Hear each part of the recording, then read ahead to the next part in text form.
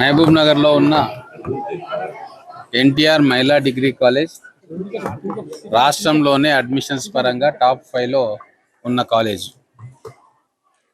గత ఎన్నో సంవత్సరాలుగా ఇక్కడ అడిషనల్ క్లాస్ రూమ్స్ కోసం కళాశాల ప్రిన్సిపల్ అడుగుతా ఉండే.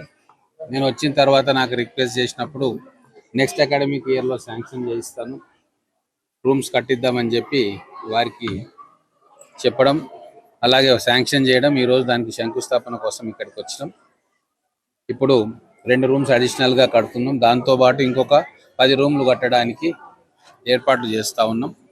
ఈ అకాడమిక్ ఇయర్లో రూమ్స్ షార్టేజ్ లేకుండా ఎంతమంది అడ్మిషన్స్ తీసుకున్నా కూడా అందరికీ క్లాసెస్ చెప్పే విధంగా ఈ డిగ్రీ కాలేజీని మేము డెవలప్ చేస్తూ ఉన్నాం.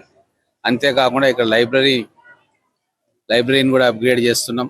గతంలో డ్రింకింగ్ వాటర్ లేకుంటే వాటర్ ప్లాంట్ ఇవ్వడం జరిగింది.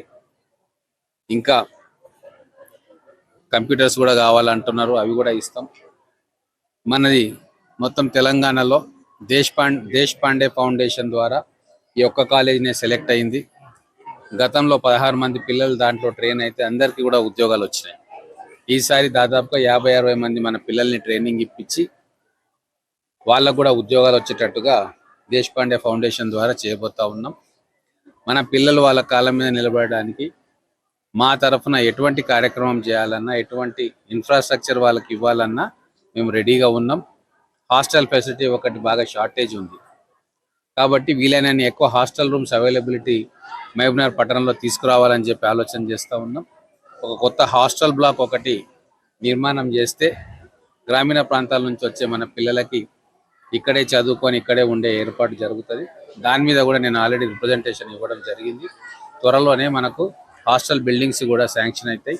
ఇప్పటికే ఎంబీఎస్ డిగ్రీ కాలేజ్లో కొత్త administrative block, class room, teaching academic block, వాటికి శంకుస్థాపన రాబోయే కొన్ని రోజుల్లో చేసుకుంటాం. హాస్టల్ నిర్మాణం ఆల్రెడీ కొనసాగుతూ ఉంది, కొన్ని రోజుల్లో అక్కడ పూర్తయితాయి.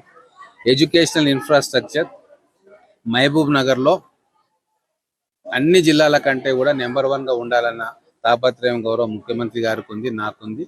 ఇంకా చాలా చేసేది ఉంది. 9.5 సంవత్సరాలుగా విద్యను నిర్లక్ష్యం చేసినాం. విద్య నిర్లక్ష్యం చేయబడ్డది. మన పిల్లలకు రావాల్సిన అవకాశాలు దొరకకుండా పోయినాయి.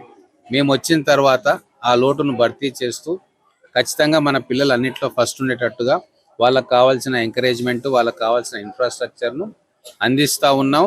ఇంకా భవిష్యత్తులో అనేక రకాలుగా వాళ్లకు సపోర్ట్గా నిలుస్తామని చెప్పి తెలియజేస్తా ఉన్నాం.